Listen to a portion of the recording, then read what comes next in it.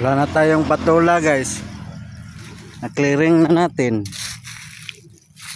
Tinira na natin yung mga kunting upo. Ito na lang natira sa patula. Ubusin natin to. Grabe magtubig yung patula oh. Tumatagas eh.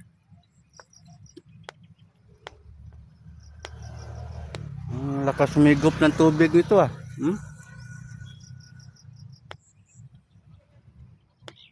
Tagas eh.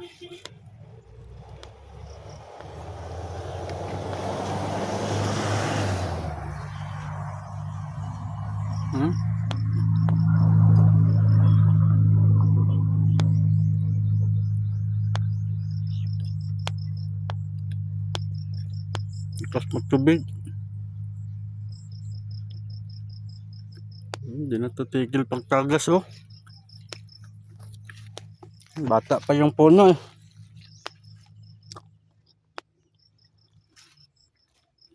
Higit 1 taon pa abutin nito. Kailangan ko na mag ano eh.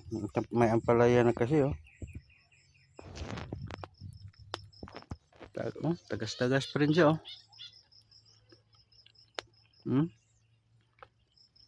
Tagas magano ng tubig.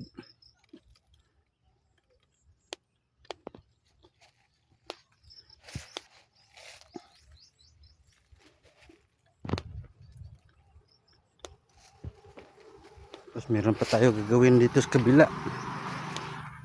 Babawasan natin to ng ano eh, kawayan eh.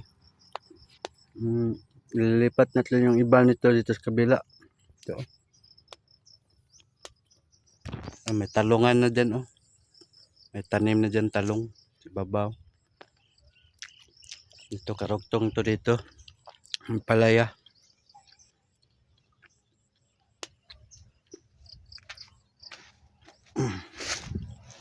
Natin sa labas.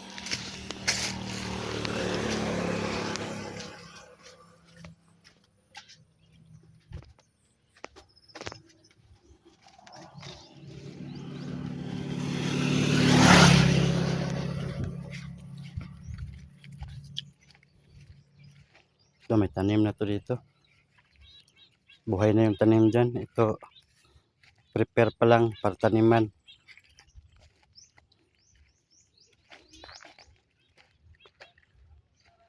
Yung talong yan dyan.